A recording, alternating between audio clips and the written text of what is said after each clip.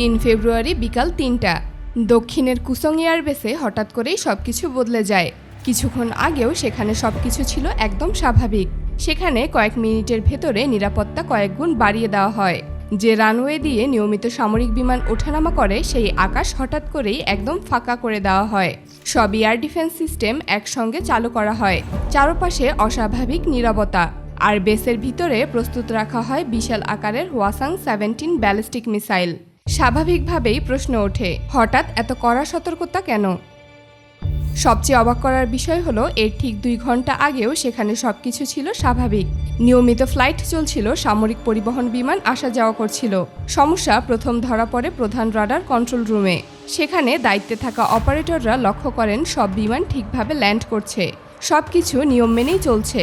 কিন্তু রাডার স্ক্রিনে একটি অস্পষ্ট সিগন্যাল একই জায়গায় ঘুরপাক খাচ্ছে। সিগন্যালটি পরিষ্কার দেখা যাচ্ছিল না, কারণ সেখানে মোতায়েন করা সাধারণ রাডার খুব উন্নত ছিল না।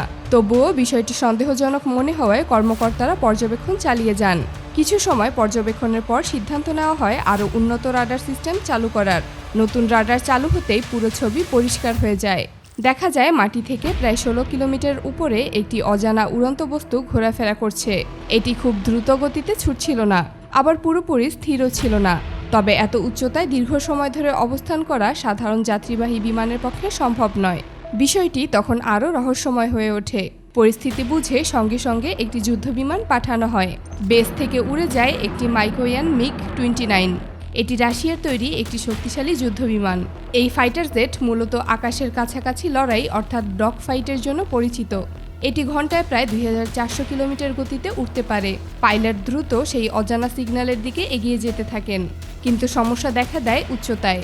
অজানা প্ল্যাটফর্মটি এমন উচ্চতায় অবস্থান করছিল যেখানে সাধারণ ফাইটার জেটের পক্ষে পৌঁছানো কঠিন হয়ে যাচ্ছিল। কমান্ড রুমের কর্মকর্তারা তখন বুঝতে পারেন এটি সাধারণ কোনো যাত্রীবাহী বিমান বা কোনো যুদ্ধবিমান নয়। অফিসাররা পরিষ্কারভাবে বুঝে যান এটি সম্পূর্ণ ভিন্ন কিছু। এত বেশি উচ্চতায় দীর্ঘ সময় ধরে উঠতে পারে এমন জিনিস পৃথিবীতে খুব কমই আছে। হতে পারে এটি কোনো বিশেষ রাডার বিমান, হতে পারে কোনো উন্নত নজরদারি ড্রোন, অথবা হতে পারে কোনো বোমারু বিমান। তাই আর দেরি না করে সঙ্গে সঙ্গে সবচেয়ে গোপন ড্রোন বের করার নির্দেশ দেওয়া হয়। জানলে অবাক হবেন, সেই ড্রোন দেখতে প্রায় আমেরিকার বিখ্যাত MQ-9 ড্রোনের মতো। কয়েক মিনিটের মধ্যেই ড্রোনটি আকাশে উড়ে যায়। এই ড্রোন চালানোর জন্য কোনো পাইলটের দরকার হয় না। এটি সম্পূর্ণভাবে রিমোট কন্ট্রোলের মাধ্যমে চালানো যায়। এর চেয়েও গুরুত্বপূর্ণ বিষয় হলো এটি একটি গোপন নজরদারি ড্রোন। এর সর্বোচ্চ গতি প্রায় 450 কিলোমিটার প্রতি ঘন্টা। কিন্তু অবাক করা ব্যাপার হলো এটি শত্রুপক্ষের যে কোনো radar signal, communication, satellite signal সবকিছু ডিকোড করতে পারে।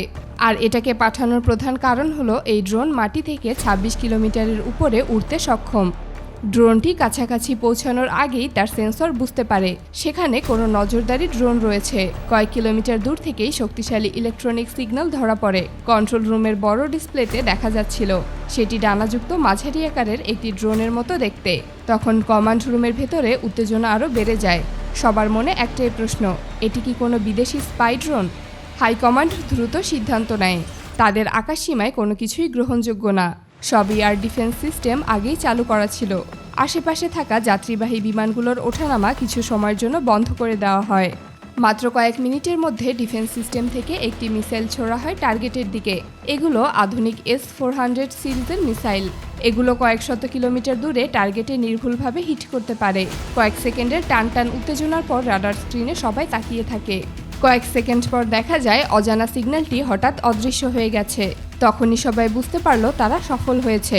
ঘটনার পর দেশের শীর্ষ নেতা কিম জং উন সতর্কবার্তা দেন। তিনি জানান দেশের আকাশসীমায় কেউ অনধিকার প্রবেশ করলে কঠোর জবাব দেওয়া হবে। ঘটনাটি আন্তর্জাতিক গণমাধ্যমে খুব কম প্রকাশিত হয়েছিল, তবে পরে খুব বেশি বিস্তারিত আপডেট আর পাওয়া যায়নি। তাই প্রশ্ন থেকেই যায়, আকাশে আসলে কি ছিল? সেটি কোন দেশের ছিল? এটি কি শুধুই একটি নজরদারি মিশন ছিল নাকি বড় কোনো কৌশলগত পরীক্ষার অংশ?